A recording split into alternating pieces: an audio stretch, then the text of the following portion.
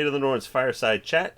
I am here today with Richard, who is my co-conspirator on the road when we hit the convention circuit, and we have Kfir from Cave Geek with us today. So he is a phenomenal artist who helped us out on the last Kickstarter with a phenomenally beautiful map piece for the Children of Aereo, a piece for Ireland. So, Kfir, why don't you introduce yourself and Cave Geek to the audience? I'm Kfir. I'm AKA Cave Geek. I'm a former high tanner, primitive skills instructor, etc., turned artist slash map maker, and I make mostly fantasy maps on deerskin using primitive tools and ancient techniques, etc. Natural pigments, bone tools, eyeballs, things like that, and it's cool. That's I guess, super cool. I guess we're here and to chat visceral, about man. stuff. Absolutely. Yeah, so we ended up meeting, I think, at DragonCon 3 years ago now, right? Yeah, oh God. DragonCon 20. Because last year doesn't What's it, count, right? That 2018? just disappeared. That was like a vortex Yeah, that swallowed up a year. So yeah, probably DragonCon 2018. 2018, I remember coming up through the floors, getting up to the top floor, and just doing a triple take. Going, what is this 3D effect my eyes are playing on me here? Looking at these maps hanging off the this booth. I don't think you were there at the time, and I checked it out. I was like, okay, No, it was my buddy Dave. yeah. I'm like, Dave, send whoever made these, send them to my booth. We got to talk. I got to talk. And then I think you came by. Send them to me. Yeah, and I don't think we talked that show. I think we met. You came and saw us. Unplugged. Unplugged. You came to Unplugged, see yeah. our booth at Unplugged. Yeah. Yes. What a weird show that was. That was Furniture? A fun show. Who wants furniture? Nobody. Furniture's optional. Then we were actually we were next to Kfir, kind of later, doing a full calendar spin. So after DragonCon, after Unplugged, next spring at GaryCon, we're next to him, sideways in each other's booths. When we were in the closet, basically, if you remember that, Kfir. The closet. For those of you that don't know, we were at this convention, and they had the whole, over here, they had the entire exhibitor booth, minus 10 vendors The that hall, they you put mean? in the... You meant the exhibitor hall. Yeah, the minus exhibitor 10, hall. 10 vendors. Yeah, minus 10 exhibitors. They put us in the annex.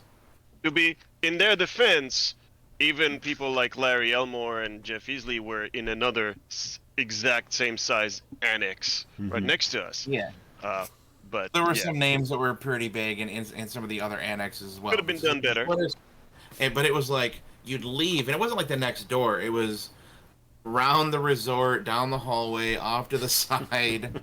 And you walked into this door, and there was just essentially with 5 vendors on each side. We were vendor 4 on the right side, and then Cave Geek was vendor 5. And typically, which is super frustrating, by the way, for every vendor. And it's a dead end, right? There's no exit out the other end, so it's a dead end. And it dead ends. And so we're at the back of this thing, and people would walk in, they'd get halfway down, they'd look around, and they'd leave. But it was particularly frustrating being next to Cave Geek, because typically speaking, it's a good thing for you. But typically our art in our books, the Fate of the Norns books, the art is just incredible. Just phenomenal art. The layout is pretty well done. This isn't a commercial, Rick. And the No, banners. people don't really pick it up. And then they look over, and they see Kfir's, and he's got all this. The walls. Hold are something just up, Kfir, plastered so and the covered. viewers can see And what they people would have. see it, Oh God. Just hold something and up. they would walk right past All us. right. An example of what they would Well, have witnessed. Well, this is the commission I just finished, actually. There we go.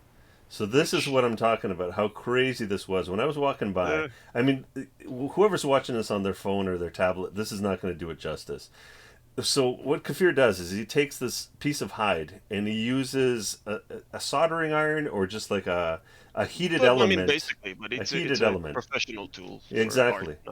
And that kind of just makes the hide shrink and bubble and gives it texture and a bump map basically, and Well also a burn mark, which really gives it a protruded 3D look. And then he touches that up with artwork as well, like with paints and pigments after that. right.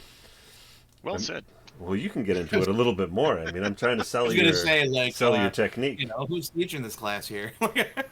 So the hides I use are actually really important for the results that I get. It was an accident when it first happened, when I first did anything like that. But then I saw it. I was making a map of Middle Earth for myself, and I had no idea how to copy it onto the skin because I wanted to make a primitive map of Middle Earth. Back then, I wasn't doing art for a living. I was tanning hides. I was teaching primitive skills, and um, I just had the idea that I wanted what would a primitive map of Middle Earth look like?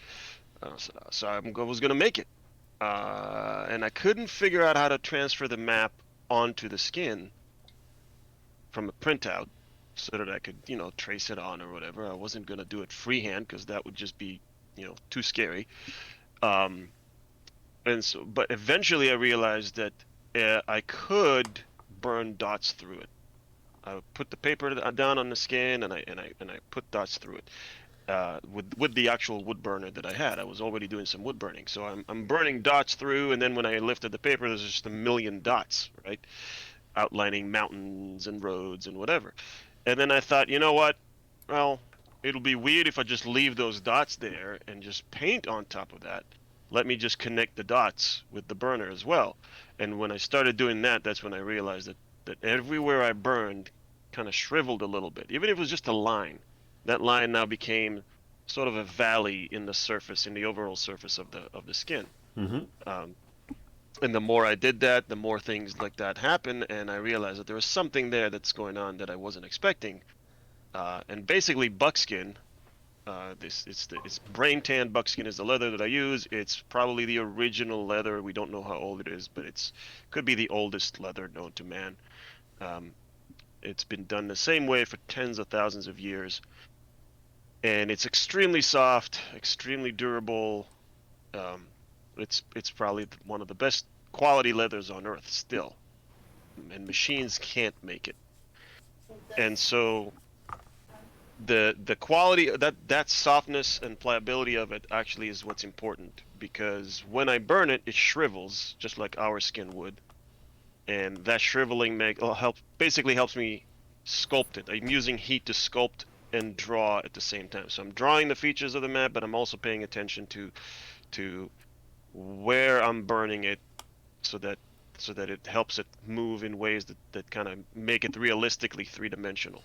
What a happy accident! And I mean, like you've been Hey, refining what? this over many years, and I think you've also mentioned that you burn in on the backside as well to kind of Yeah, I change the way it started. works.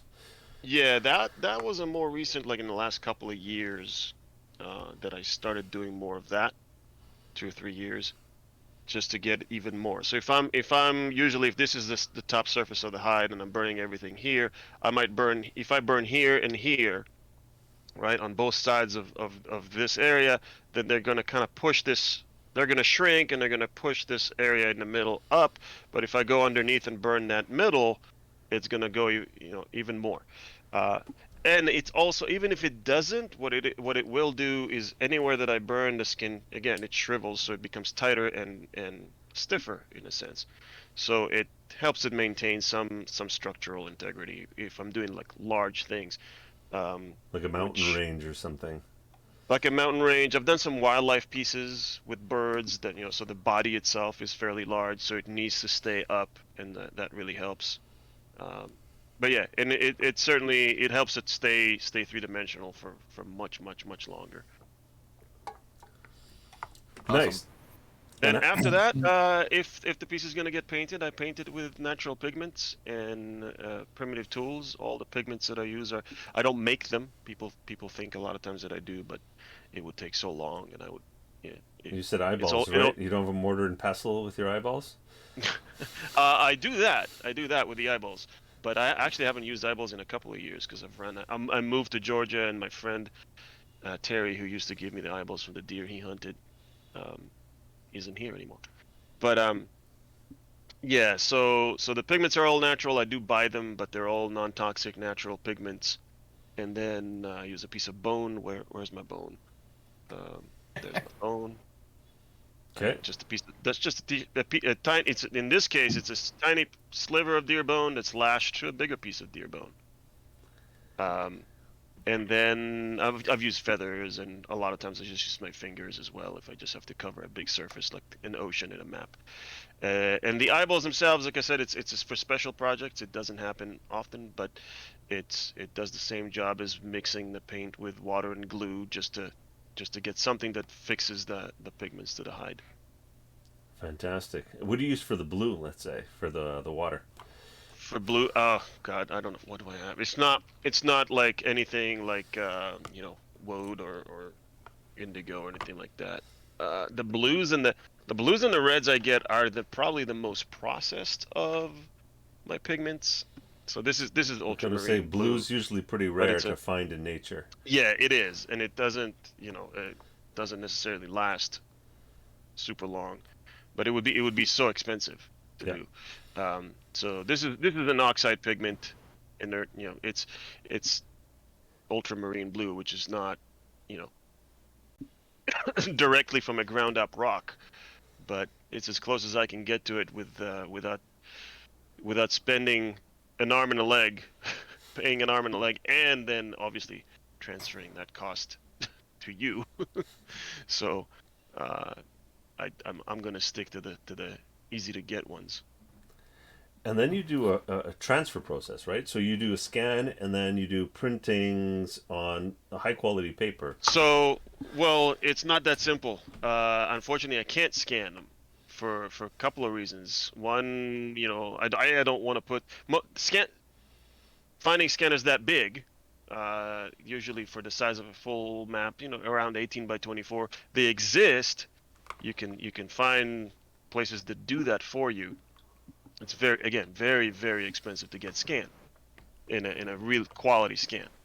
And the problem is that you're dealing with a three-dimensional object, so it's not sitting directly. Even if I put it on a scanner, it's not sitting directly on the glass. So you'll have some things that are sitting, it's and the hide is not flat. It's got ripples and whatever because it's a natural skin. So, and I don't want to clamp it down, right, in a scanner because I don't want to flatten it. The whole point of it is being 3D. So, and then the light from a scanner will also just wash out all the shadows. It won't look three-dimensional because the light coming directly from underneath it rather than the side. So it took a long time to figure out how to do it. I actually photograph all the maps myself, and it takes, I would say on average, probably 50 pictures per map if it's a full skin map, to photograph every single place in it. And sometimes if there's a particular area of a map that has, let's say one big mountain, and the camera wants to focus on the closest object, so it'll focus on the mountain, on the surface of the mountain, rather than the hide around it. So now I have a nice sharp mountain, but everything around it is blurry. Even though that's like only in actual depth of field, that's only like a half an inch or 3/4 of an inch. But the camera doesn't know that. So everything is blurry around it. So I have to take multiple photos so that everything is focused and then stitch them together. And it takes days. I actually recently at least been able to enlist the help of a friend of mine. If I can give her a shout out, call her by Emmy. Yeah, absolutely. Call her by Emmy, EMI, on Twitch. And she's a fantastic artist and graphic designer. And she's way, way better at Photoshop than I am. So it's kind of one of those moments, how when you're too poor to get an oil change and you do the oil change in your car yourself, and eventually you actually have, you get a job that's decent enough that you can pay somebody else to do it, and you're so happy that you can pay somebody else to crawl under a car and do it. That was this with Emmy. I'm like, oh, finally I can actually I can give this to somebody else. Like, here, Nice. dump it on you. You do it, because I would pull my hair out. It was so frustrating to get it done because I don't really. I'm a caveman using Photoshop. Yeah. And it It's a sucked. tool, and then eventually, once you use the tool long enough, it becomes an art. You know all these little tricks and everything. Yeah, Right, and she knows it, so I might as well just pay her, and that's fine. So exactly. Better I'm results, happy faster not to be results. doing it. Yeah, the results are And better so, for sure. and so once you get it, you get your composite image, right? And you kind of lock all those images together. Right. Then you print it. There's a special printing process, right? Like there's a special way. You're not It's just not. like No, you're not just like on 8.5 by 11 blank paper, right? Like it's well, I mean, I print everything myself. It's not. I don't use cheap paper. The prints. It's important to me that the prints look really, really good, and so I use two types of paper. They're both quality papers, but one more so than the other. One is an enhanced matte paper, which I learned about from Larry Elmore. And if it's good enough for Larry's prints, it's good enough for mine. Except it isn't, because I also have the higher level, the fine art watercolor paper that's basically 100% cotton, and it actually has texture on it that's similar to the texture of the buckskin. Yeah, So it really makes a difference. It's a small difference, but it's it noticeable is. when you look at them. And what that also allows me to do, because it's watercolor paper, I can paint on top of it, and where the other paper just won't hold the paints very well. So with the watercolor paper, I will go over every single print and add details to it by hand. The same way with a piece of bone and the natural pigment, same way I paint the original map. And then every single print, doesn't matter what kind of paper it is, every single print I deco the edges myself by hand, so that their edges are not straight. They're uh,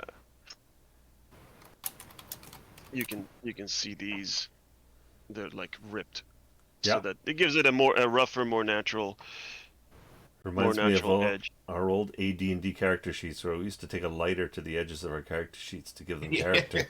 Yeah, pretty much. Yeah, because the hide itself doesn't have a straight edge, and I find that a straight, computerized sort of image cut off, right, cropped edge, really, really like it breaks the immersion, Yep. right? It takes you out of it. Okay, yeah. So I like to do that, and it's actually a double-edged sword. It's a problem I've encountered where people come up to my booth and they see the prints and they think the prints are three-dimensional and the real deal made out of leather, because they're really high res. Like you can see the pores in the skin in a lot of the prints. And so they think that they have to kind of look sideways, and they ask me if they can touch them, because they think that the prints are really three-dimensional. And that may be good because it impresses people, but then I tell them, sure, go ahead, touch it, and they touch it, and it's flat, and then they're like disappointed that it's paper. Because you still get all the shadows and stuff from the previous Right. process. Yeah. Look. Right, you get the shadows because when I take Yeah. the photos, I take the photos with with the light at a low angle, so everything casts shadows, and it looks real. But then they find out it's not, and they're disappointed, and then they point up, So I tell them, this thing that's hanging behind me, that's the real one, that's the leather original, and they go, oh, how much is that? And because it's an original that took 100, 200, 300 hours of work, I tell them, it's several $1,000s, and then they Deflate. crestfallen, they walk away. And I'm like, but you just thought that the $40 or $80 print or whatever it is, you just thought that was the real deal. Like, you fooled yourself, Yep. right? You were certain it was the real deal, but because it's not, and you can't afford the Ferrari behind me, you won't take the one that looks like a Ferrari. You won't take it home. It's a problem. I'm a little Ah, salty about it. that's too bad. That's too bad because they look You've mentioned that phenomenal. on stream a couple times too, that you're kind of salty about that. No, Like, no, they all It's like you get look to do a incredible. job. You do too good of a job. Just hide the hides. Just hide the hides.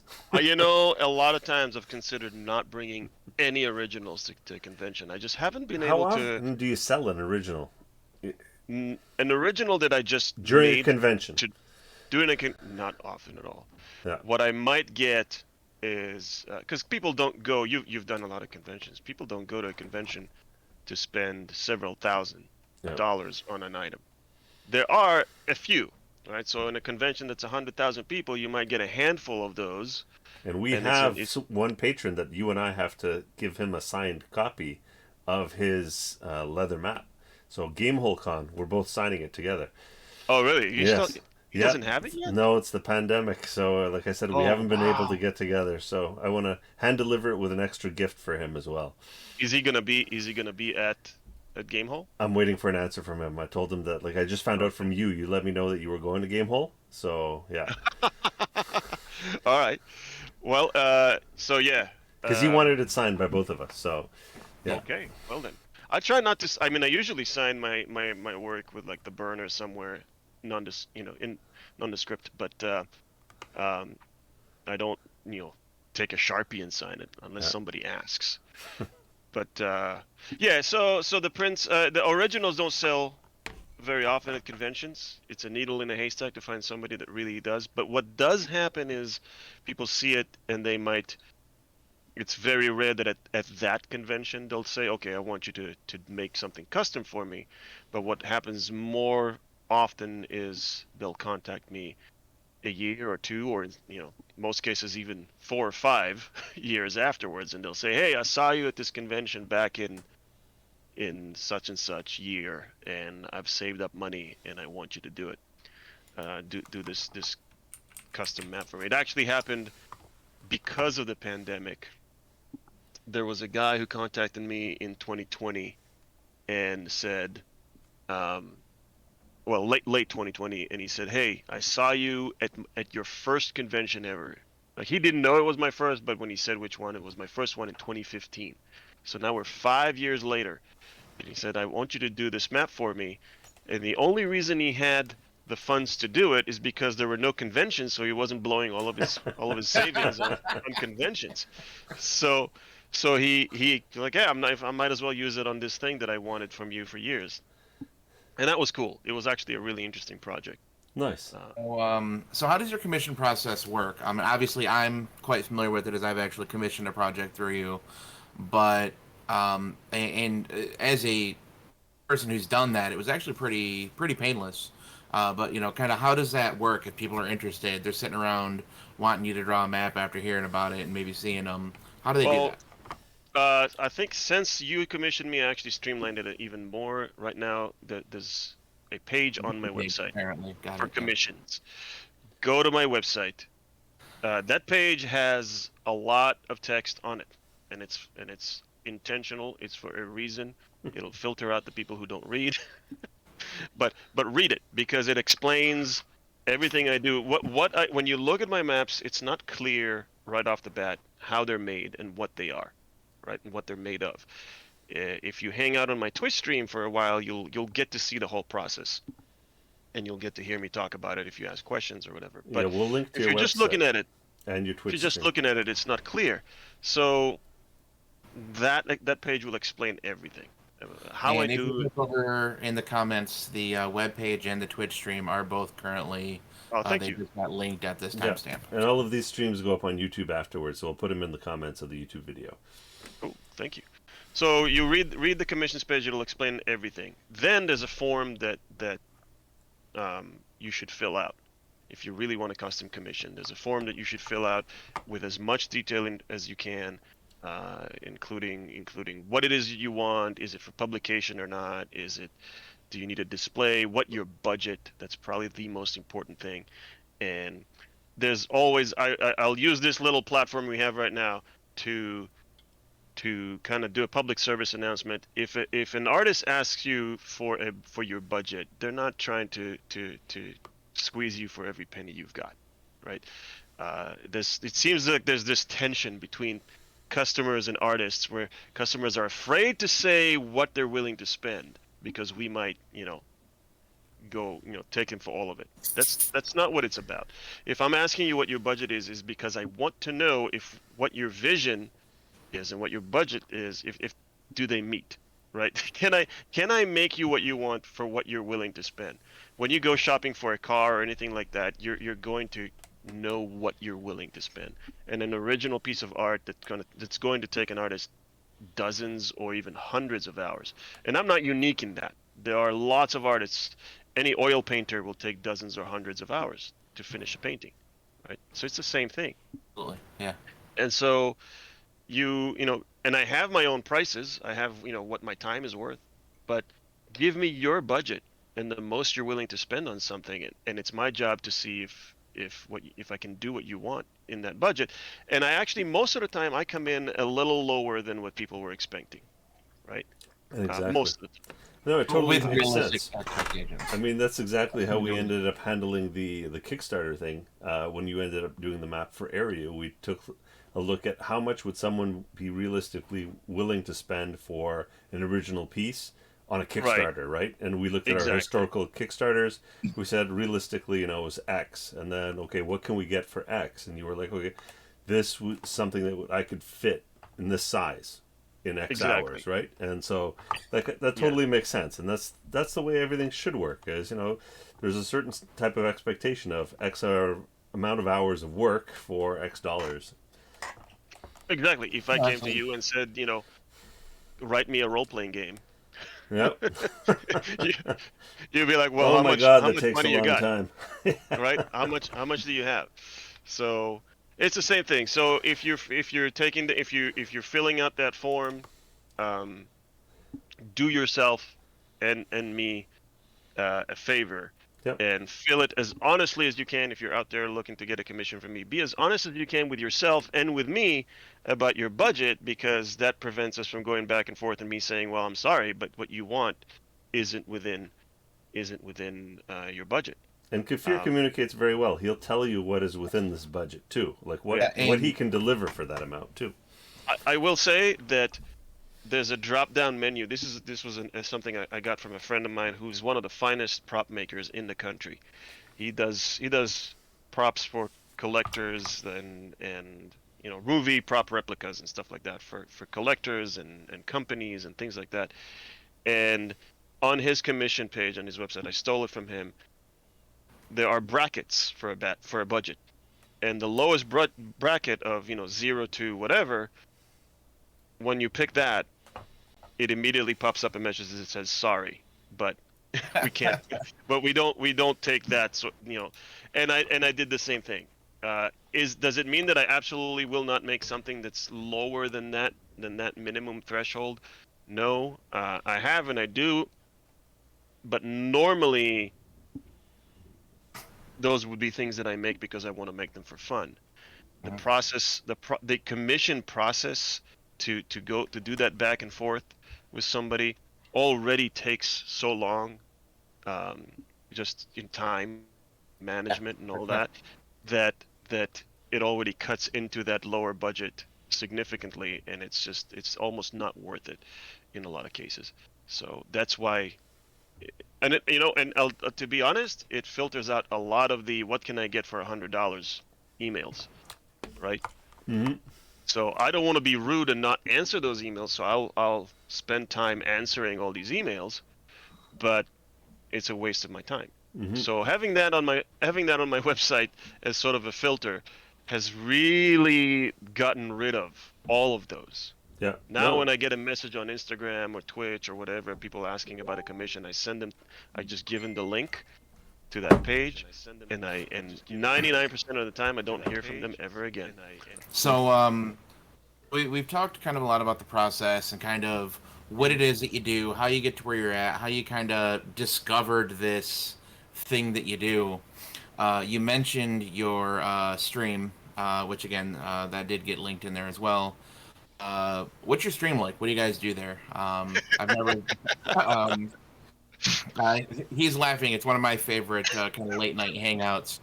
His stream tends to run from sometime before I notice that he's logging on until. So I stream. Yeah, I usually stream. I stream almost every day. That didn't used to be the case. I used to take a couple of days off a week before the pandemic, and then the pandemic changed it, and just I realized actually it was kind of a shock that at the end of 2020 when Twitch sends you their stats, your stats for the whole year, Mm-hmm. I streamed all but 14 days the entire year, and those were not consecutive days, right? I streamed 341. You have wife and kids? 51 days. 51. I do not have a wife and kids. It became. So I always tell people I'm not a streamer. I'm just an artist who turns on the camera because I want to hang out with my friends while I work. So it's not a stream where I put on a show. I'm exactly the same in real life as I am on stream. I'm as happy or curmudgeon-y as I am, in real life. I'm happier when I'm alone at home than when I am at a convention, say, right? Because there are lots of people at a convention, and I don't like crowds, and it's, and I'm working and I'm tired. I'd rather be home working on art, obviously. But I'm the same person, and I on my streams I work on art. If I have any art to do, I will do anything from the initial design work on a project to tearing up the edges on prints. Just because if it's something I got to do, I'm gonna be doing it. And if anybody is bored enough to join me and hang out with me, great. I used to, before I started streaming on Twitch, which is, God, 5 or 6 years now. I used to just binge Netflix, you know, and I much prefer hanging out with people. So it's just people who, it's a small family now. A few of them are in your stream. Rick, you're one of them. It's just people show up and just hang out. They're at the end of their day. Usually it starts somewhere between 8 and 10 p.m. Eastern. It just depends on my dinner or nap schedule.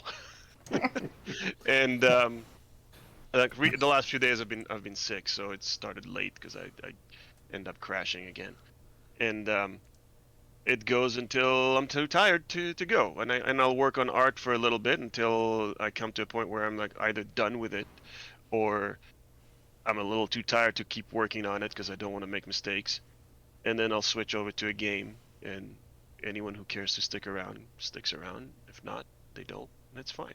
It's definitely not a family friendly stream. We No. talk about anything and everything, and we have no filters. I was going to mention it's PG-13 at best. I think Oh God, no, not even that. It wasn't so bad. That's on a mild. I remember I was there when you were doing the map of Ireland. I was tuning in when you were doing the stream for that one, and it wasn't so bad. Some days are better than others for sure. Well, yeah, it depends on how you look at it, but yeah, we talk about anything and everything, and we're a bunch of degenerates. So don't blame me if your ears are accosted by all kinds of language and topics that you don't want to hear about. And there is background music on the stream. He does a song request as well, and so sometimes you hear. Don't tell Twitch.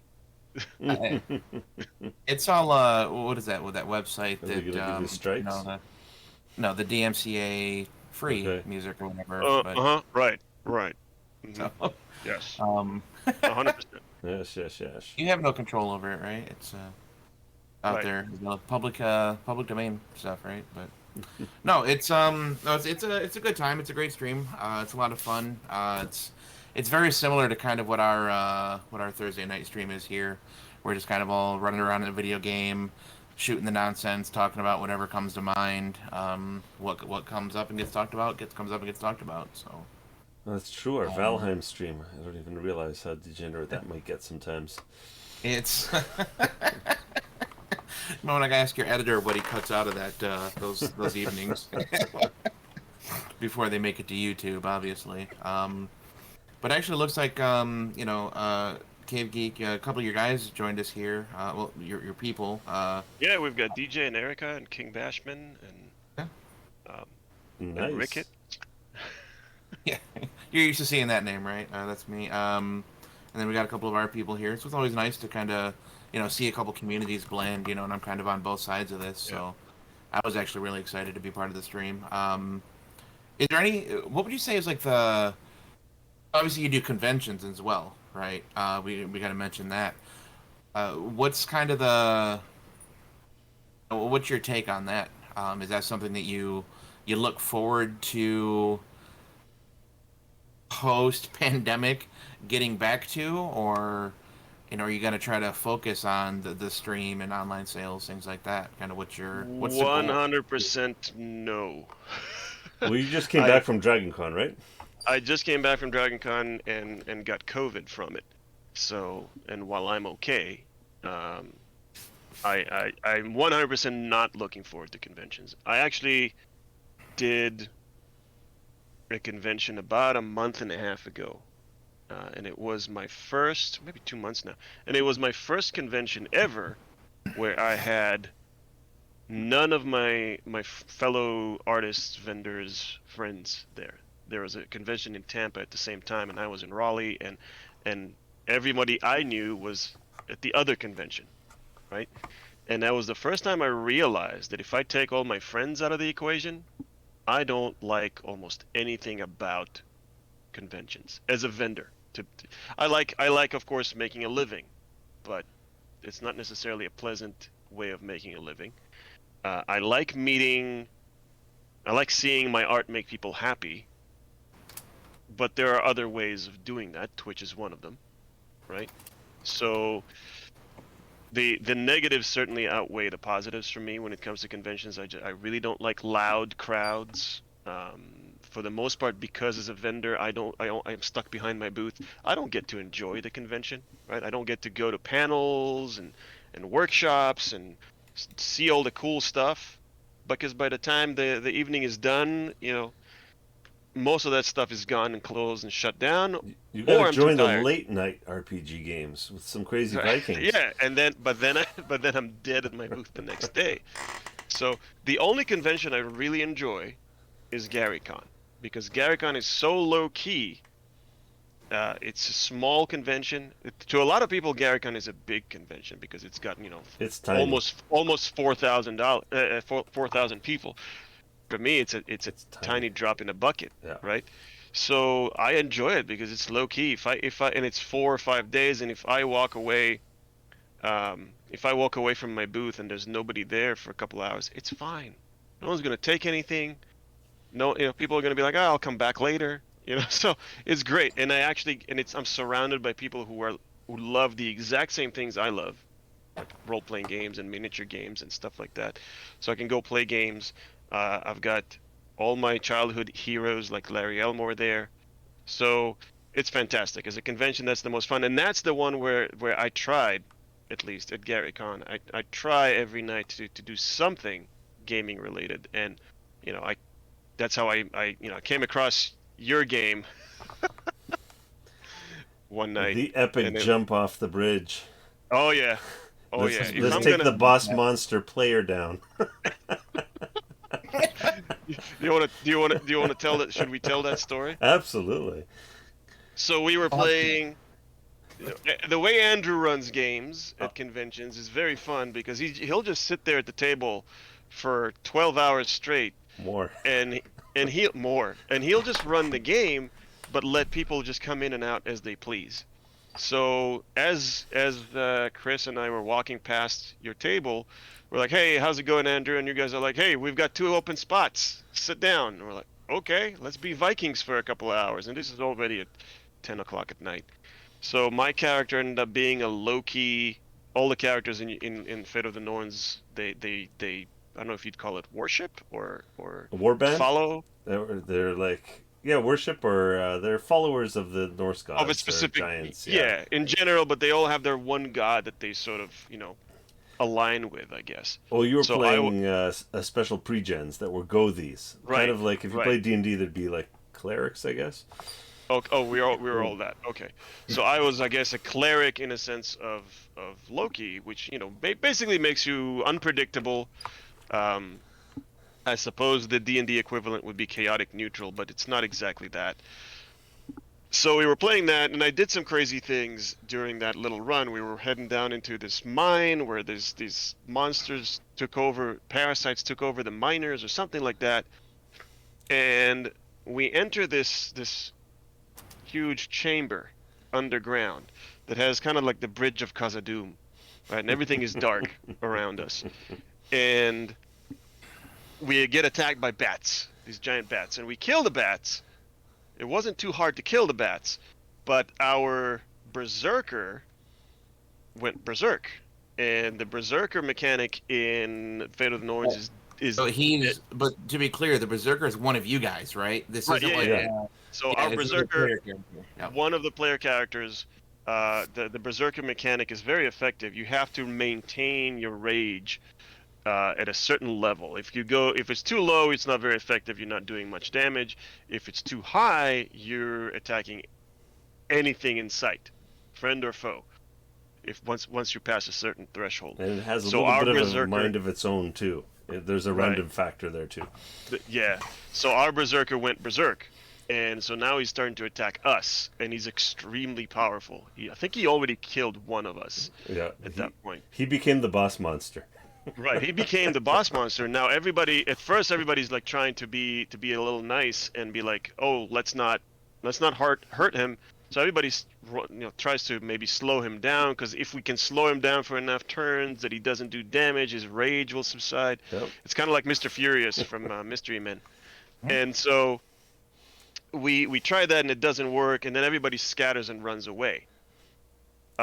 Except I didn't know that I went to the bathroom, and I come back and everybody's scattered around. Like the map, the battle map with the minis on the table has changed dramatically from everybody being like clumped together. It's like And there's been some fatalities, I believe, at this point. everybody's scattered to the wind. There's at least a couple people dead, and it was already midnight, and I'm tired. So I thought, you know what, I'm gonna do what a cleric of Loki would do, right? If I'm gonna go to Valhalla, if the ultimate goal is to go to Valhalla, I'm gonna do this, right? I'm gonna save everybody in the most epic way. And I look at the table. I'm like, what happened? Why am I so far away from this guy, right? And everybody's like, oh, we're trying to run away from him so he doesn't do damage. I'm like, I'm like, Andrew, I'm gonna run straight in and tackle the guy off the bridge. So he's like, oh, okay. So I do that. And I managed to, I don't know if I had to roll or anything, to some contest Well, of it's the strength or runes. anything. Yeah, you ended up playing Right. physical runes. He had no runes left, and you guys Right. go flying into the darkness. We got flying into the darkness, and I'm expecting to go, splat at the bottom and die and wake up in Valhalla all happy, and I can go to bed. Except there was no splat. There was water at the bottom. Splash. And there was a splash, exactly. And oh crap! Now I'm He's in this alone in the Now dark. I'm in the water, with a really angry berserker That you just shoved off a cliff. that I just shoved off a cliff. So That's now I'm awesome. starting to swim away from him, and he's chasing me. All the players were in stitches, man. They were in stitches. There were so many laughs around the table at that point. It was hilarious. It sucked, but it was hilarious. My character did not get to go to Valhalla at that time, but Oh man, it was some violence games. in the dark. If you get the chance to play Fate of the Norns with Andrew or Rick at a convention, please do yourself a favor. Sit down, because it's going to be a lot of fun. Yeah, definitely. We're going to be there at Gamehole Con. So whoever's coming out to Gamehole Con to see Cave Geek, come see us as well, and vice versa. Whoever's coming to see us, come check out Cave Geek's art. I mean, in person, whatever you're seeing here on the stream does not do it justice. Thank you. I appreciate that. So, how was Gamehole Con? Dragon Con, sorry. So, like, I was tempted to start going to cons earlier, and I registered for Gamehole Con as my very first, like, non-local con, and now I'm regretting it with Biden having the border still locked and whatnot. But, I was asking around, like, people, how are the cons these days? And I just wanted to, like, I know I've got some industry people that end up watching our streams. How was Dragon Con? So, first of all, I will say I am not in the gaming industry. I don't do many gaming conventions. So, my experience is strictly in comic conventions and stuff like that. And I sell art, not games. So in the beginning of this year, when conventions were actually have kept going in some states like Florida, the entire pandemic. Really? Which was, oh yeah, absolutely. It's fucking terrible. I wasn't doing it because I'm not crazy, but they Wow. kept going, and the math just works out. It's just that's part of the reason why we're still doing so badly. But when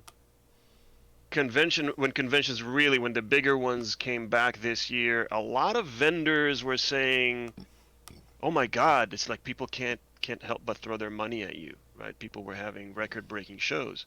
So there was some hope for that, but I was still not going until, later in the year. My first convention was, like I said, it was in June. Then there was one in July and one in August. So far what I've found is the opposite, and it might be because the Delta variant sort of started spiking and people's grip on their wallets tightened up again. Mm-hmm. So, but so my sales at conventions so far have been way below what I would like them to be. Kind of barely breaking even or making a little bit on Dragon Con because the costs involved in doing Dragon Con are so high. Because that's I what actually we're all talking about, right? As exhibitors, Yeah. whether you're an art, whether you're a game Yeah, the designer, costs whether are you're really something high. else, it's like, okay, are the cons giving us discounts given the risk, They're not. right? And then the second thing They're not. is everyone wants to know how much stock do we bring, right? Do we bring the same amount we used to? Do we bring more? Do we bring less? So we're all talking to each other. We're trying to get like a feel for what is Well, the state so of the you're gonna convention have base. you're gonna have fewer people. There are gonna be fewer people, whether it's intentional because the convention is capping, is putting a cap limit on attendance Yep, for safety reasons, or because people just don't want to go because they're afraid of the risk. makes sense. And and so you're gonna have fewer people. So bringing the same amount or more inventory is probably not smart. But so you could bring the same or maybe less. I certainly see no reason for bringing more than you usually do. Conventions are not giving us discounts. We paid, and that's kind of the shitty end of the deal of being a vendor at conventions. So people who don't know, prepare for a little wheelbarrow full of salt, because we are the first to pay. We are the ones financing the convention happening as vendors. We pay a year in advance, most of the time in full, and we are the last to make money. We make money at the end. Basically, at the end of the convention is when we finally can count our money and see if we made anything, right? Once you count the travel to the convention, the hotel, the booth, the cost of your inventory, taxes, paying your help, all of that, you don't know until the very last minute sometimes, right? And when I paid for Dragon Con in 2019, I paid for the 2020 Dragon Con. I paid a really hefty fee a year in advance, now 2 years in advance, Yeah, for a certain expectation of a product, meaning a certain size of convention, right? And we and certainly are not. lanyards. We're certainly not getting that, right? In 2021, we're That's why I'd certainly not. expect discounts, right? If they're capping attendance, there should be a They discount. should be. They're tone There deaf. should be, but there's not going to be. It's just the way this industry works. There's not going to be because. Well, some of it's beyond their control too, right? Like Right. let's say Yeah. I was gonna like say. yeah, like Gen Con, for instance, which is going on this weekend. The rent of the Um, space. yeah, they're renting the Indiana Convention Center, so they have to pay for that, and they got to finance that And the With through. problem, yeah, You know, and the problem with the pandemic is that those conventions that got canceled in 2020, if they're lucky enough to run in 2021, they're already behind. They're already in huge debt Yep. yeah, because a lot of the money that they sunk into advertising, etc., in 2020 is just gone, Yep. right? Some of the celebrities that they bring, sorry, we need, they have to pay those celebrities whether or not they run the show once you sign the contract. So it all depends, right? And 2020 was kind of a really shitty place to be for vendors because we were stuck between, with our money held hostage, with conventions playing chicken with venues, both sides waiting for the state or federal government to take it out of their hands. Because it really irks me that people couldn't just come to the table and sit down and say, you know what, forget the contract, forget the lawyers, let's rip this up. It is the wrong thing to do to run a convention during a pandemic. So let's just everybody go home with their money. Refund whatever you can refund and go home. That's it. And we'll meet again later. But no, lawyers get in the way and greed gets in the way. It's just that's it. And so then the conventions are stuck because they're in debt. So if Dragon Con, being one of the biggest conventions in the country, if Dragon Con started saying, okay, well, everybody, all the vendors get $1,000 off, you know, they get $1,000 back. They just don't have that money anymore, right? They can't say that because then Dragon Con doesn't come back, and or if it does happen, it's at a much smaller venue, and then most of the vendors are not going to be there anyway, and now you have to refund even more money. So And then it's not Dragon Con, right? and Like then it's it's not Dragon Con anymore. So it's and small conventions, and that's a convention that has probably good insurance and good funds saved, and maybe even good investors or backers that can kind of front some of the money. Small conventions that don't have that dropped like flies, right? Once they had to cancel twice in a row, they were done. Well, there's people in So the industry. It's the same kind of thing. I mean, the last 18 months, I've seen publishers close their doors. right, It's not good, and you know, vendors that rely on conventions, you get if you lose out on two or three in a row that are bad or that you have to cancel, you're in serious trouble. yep. You don't, you might not be able to pay rent that month. But the crazy thing So is, you've got virtual conventions that have sprung up right over the last 18 right, months, yeah, and I've noticed that certain conventions, you know, that are like three letters, still charge the crazy exorbitant numbers for booths, whereas other ones, which we discussed, which are some of our favorites, were actually not tone deaf to the state of the industry and said, you know what, we have really, really reasonable pricing for you to have your virtual booth at Discord, and you know, we right, realize you're going to not be able to show your product in person to people, and we're going to price accordingly. So yeah, and it was definitely, amazing. you know, Yeah, every convention is going to be handled differently virtually, and you can tell, you know, from management which ones are actually like going to understand right, the state of their clients, and because really we're their clients, and the ones that are just like, we don't care. right. So exactly, and I actually decided that, like I said earlier, because I realized I don't like most of that world of conventions, of being a vendor at conventions. I'm kind of pulling out. I've not signed up for any more conventions in 2022 other than Dragon Con. It's local to me. It's big. I do love it as a place where I do meet a lot of my friends, and I do make a living, but I've not signed up for any others right now. And it's another unfortunate reality of that business that more and more shows get bought out by the bigger companies who care less about Yeah. us as vendors, because they know that any vendor that decides not to come back, there'll be five others fighting for their spot. So there was one really good company, Imaginarium, who ran Indiana Comic Con and Tampa Bay and Wisconsin and a lot of mid-sized conventions, and they were great people to work with, really.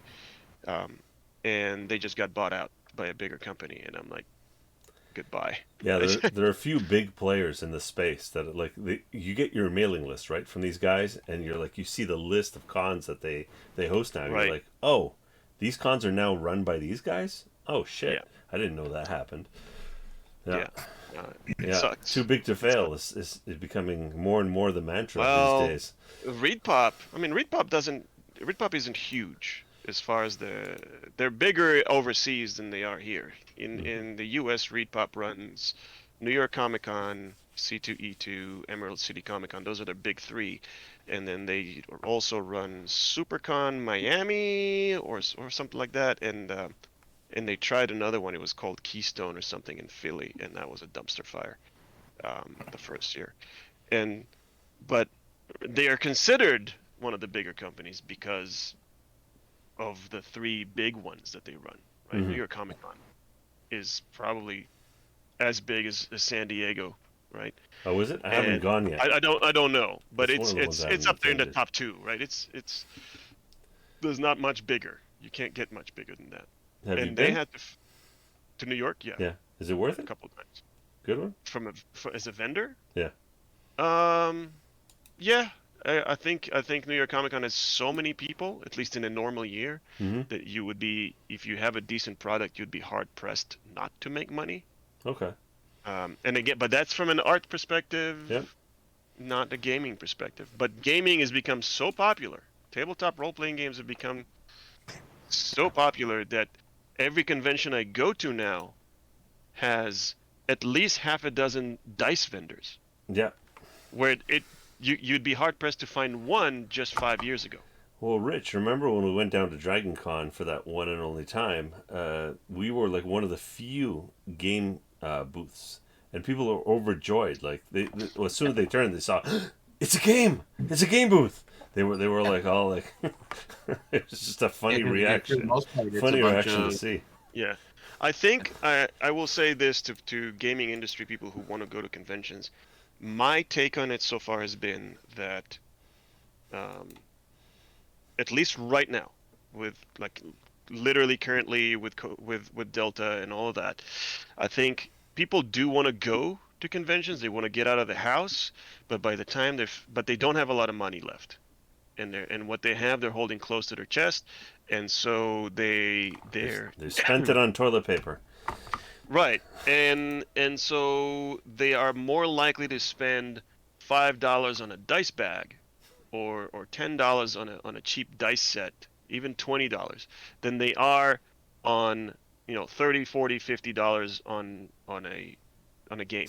Mm-hmm. Because especially when it comes to tabletop RPGs. I think maybe I'm just guessing, completely guessing, pulling this out of my ass. It seems like people are more inclined to spend money on stuff they can use, right? Because wall art, something they're going to hang on the wall and it's not going to entertain them much.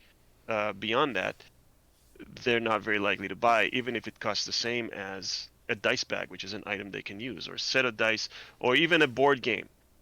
Tabletop RPGs, you have a problem with them because in that industry, when you're publishing products for tabletop RPGs, only one player in 5 or 6 needs to have your book, your product. Mm-hmm. The rest of them don't need it. They're players. Most of the products are for dungeon masters, right? The game masters. The rest of them, the players don't really need the book. Most of them, they don't buy it, even if they do need it. Right? Well, it's So like the board you game. have Board so you game's have the same way. maybe well, yeah, one person needs the board game, but anyone can do it. Yeah. In order to start playing Dungeons and Dragons, if I want to maybe play it on and run the game, I need to buy 3 different books. I need to read all of them, right? That's daunting. So whereas a board game, it's going to be a few pages of instructions and I'm done and I can play tonight, right? So I think it's a different market out there where people want to buy useful stuff. Yeah. And the margin on games, your profit margin isn't really that high. And it's Books are getting worse expensive. and worse now with shipping. I just got Right. another notice that containers are getting more expensive, shipping's getting more expensive. Yeah. So I'm like, okay, let's print local. And then I looked at a local printer, and they're like, okay, November, our shipping prices are going up another 6%. Yeah. I'm like, oh, lovely. Even for me, Every direction my paper, we're going.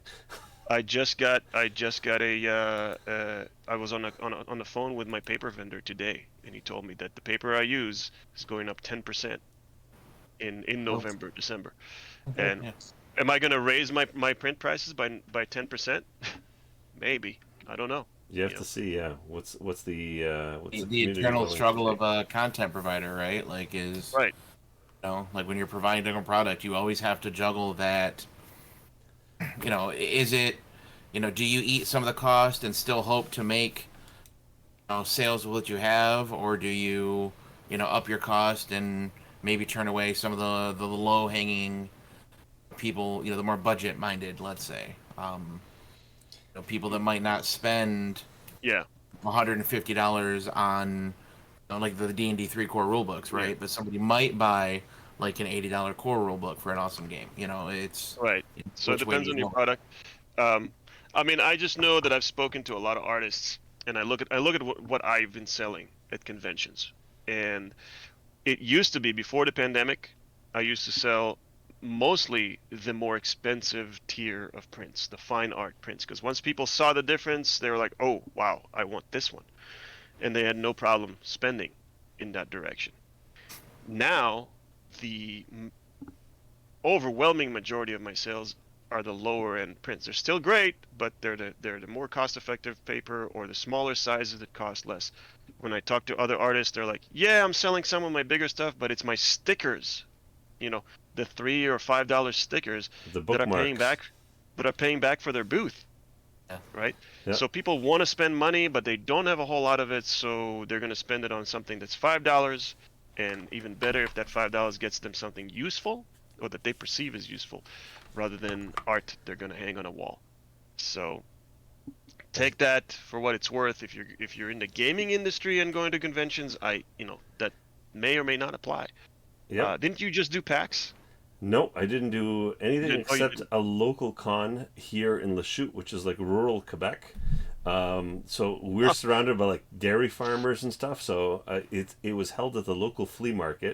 It was called Fantasticon, based around comics as the main driver. Right, So I right. showed up, and it was like $30 a table, and I'm like, that's it. I'll take 3 tables then. Right. And I was like, maybe I'll break even. Who knows? Like, I'm in the middle of nowhere. I don't expect anything.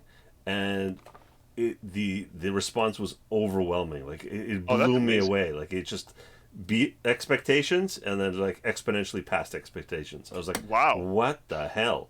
And we have that's another one fantastic. coming up next weekend. Same one, Fantasticon locally on Sunday. So like I'm inviting whoever is Yeah, listening, they'll come check us out yeah, because I guess like people are just done with sitting around at home and they're starting to get together with their friends yeah, in their backyards and maybe they're looking for yeah. some board games or card games to get together. And I Right. noticed, And games are useful things that entertain you for much much longer than a piece of art on the wall. So no, people no, might no. be willing to spend more on that. I've got beautiful Um, artwork right here in front of me above my monitors. Erica mentioned I that like if we put the games virtual, we have actually. So if you're interested, when we started the pandemic, I had to finish a book, and we had to continue beta testing Children of Eru, and we moved to Roll20. So I don't know if you're aware of this. Roll20 is like a virtual tabletop free platform that you can play tabletop games with your friends. Roll20, I think, what is it? .net, Rich? .com, .net, I think. Yeah, I Yeah, think I and remember. so I started playing with my beta testers, and I couldn't take it. It was not. I'm an in person kind of guy, so I'm a little bit different than Kfir. Like I love conventions. I love meeting the fans. I love playing with the fans. I love talking with them about games and about Vikings and all that stuff.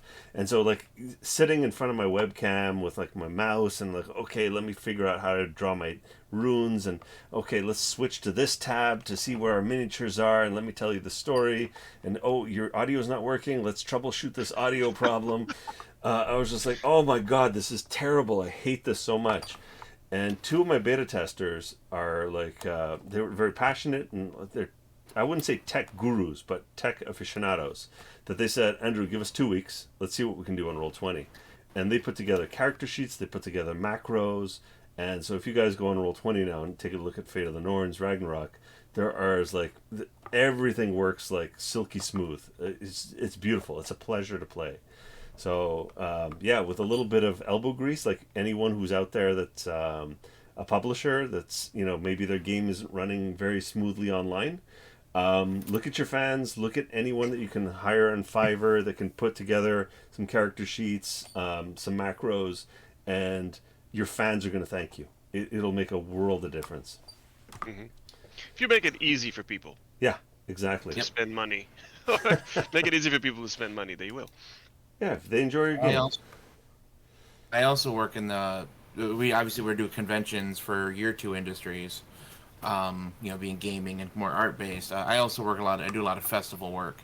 I go to a lot of Renaissance festivals, Celtic festivals, Highland festivals with another company I work for, and the vendors there are experiencing largely the same kind of a how you doing sales wise that we're discussing right now. It's I primarily work for a clothing company, and we're having record sales. Because you can wear clothing. I'm actually wearing one of the shirts the company sells because they're comfortable and they wear them. But yeah, people that are selling products that are a lot of the art vendors are not doing quite as well. And I think it is because of that usage, expenditure that we're talking about. You can use some things, you can't use others, and it's people are just being more careful. I think about Hmm. why they're spending their money, and not so much as just how, which is important too. And we're also got this K-shaped recovery, right? I mean, there are people that are like, let's say, in the IT industry that never lost their job over the pandemic. So they worked throughout the entire pandemic. Their paychecks never suffered, and they had stimulus checks just deposited automatically in their bank accounts. And there are people in the service industry and other gig industries that just got laid off completely, and they only got those slight stimulus checks. And so now it's a whole different, it's almost like a paradoxical world. There's one set of people that are like, I've got too much money, I don't know what to do with, because I haven't traveled, I haven't taken my family on vacation, I've got thousands of dollars in the bank account, I've paid off my mortgage. And then there's other people that are like, I can't pay my rent, I can't pay my bills, I can't pay my credit cards. And so it's really it's a two-pronged conversation. I don't think we can even homogenize like the types of people that do play our products or enjoy our artwork or your artwork or Right. Both right? of those people have been cooped up in the house. Yeah.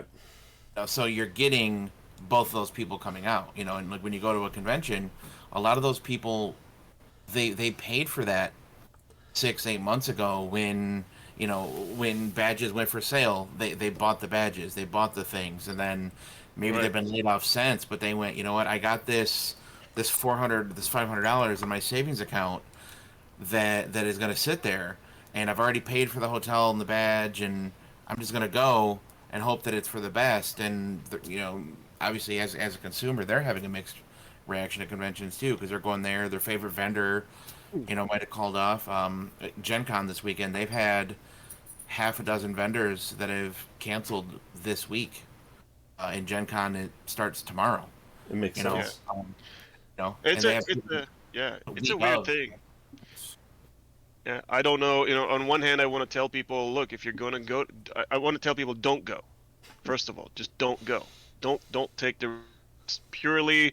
I know it means that I'm not going to make a living, but don't go. Stay home. Um, I don't want to turn the mood really dark, but we all know why you shouldn't go. But if you're going, then I'm conflicted because I'm going to say, look, we are the ones who make the convention happen.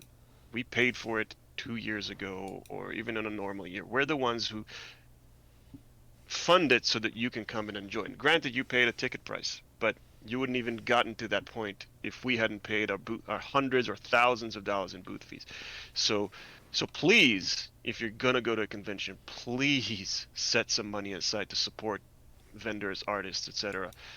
Especially the people doing, you know, selling products that you can't just go on Amazon and buy, right?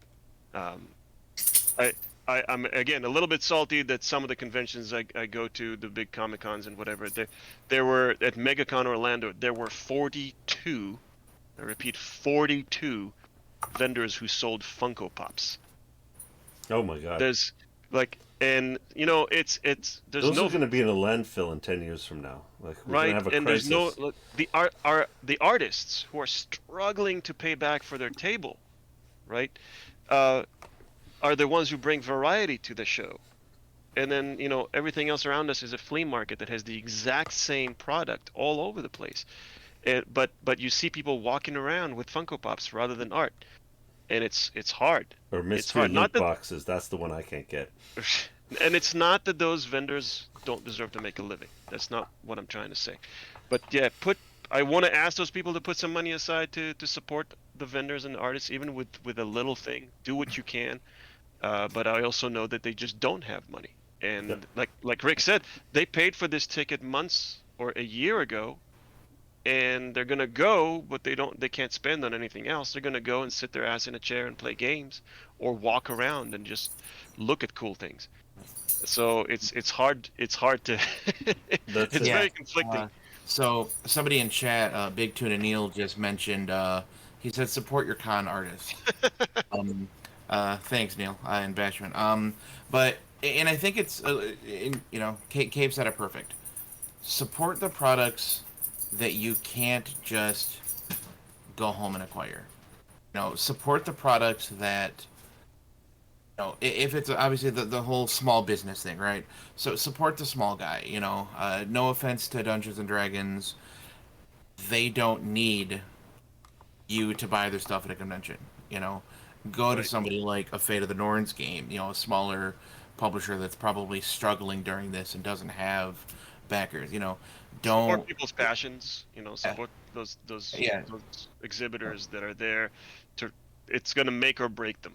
Yeah, the Right. difference is, the dollars you spend at, let's say, a big corporation, you're getting a summer house for this executive somewhere on the French Riviera, or you're getting some game designers or artists' kids' braces, much needed, hockey yeah. skates or something, you know?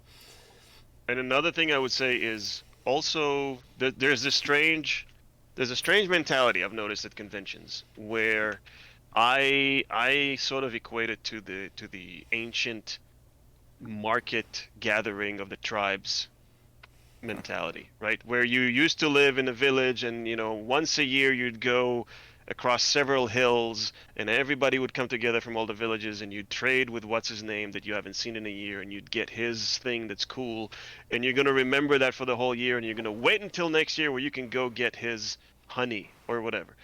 And I see the same thing happen at conventions where people come to me, "Oh man, I was hoping you're going to be here this year."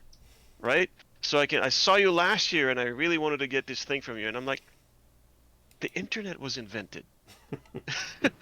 Like I You don't could have have to, gotten it this whole time. right? You could have I could, and I don't, I'm not salty about it. It's just, it's something that baffles, right, in my mind. And like, I just don't understand it. Because I had to pay $3,000 to be at Dragon Con just for my space, But right? sometimes they want to meet you. They Right, want to and see I you. get They that. want you to It's like sign the book or the piece of your art. your support will go so much farther when that independent publisher of the game that you like is at home rather than at a convention, right? That your support, those dollars will go so much farther to pay their Well, rent, I, but still buy from them at the convention, but go online in the year in between and also support them. Yes. I, the Give us so all your money. yeah, yeah, every single bit. So one good thing. We should be careful when we're call. No, sorry. What was I gonna say? Oh, with calling us con artist, we got to be careful. It is convention artist. I saw that written Artistes. down on the chat, and I was like, man, that doesn't quite Artistes. sound right. Um, He's doing it on purpose. yeah, yeah. Um, and so, but I think the reason why people do that in working with Fate of the Norns, every single show we've ever been to, people run up and go, "Oh my God! Like I'm glad you guys are here this year. What's the new product? What's the new book or what's the new thing? So for us, they're coming to see what's new. And again, the internet has been invented.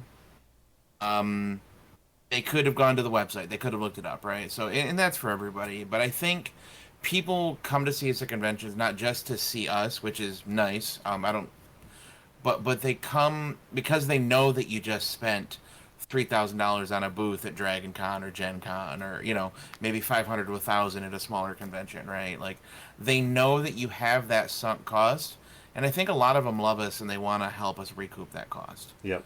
Kind of like and I think there's some of that too, but.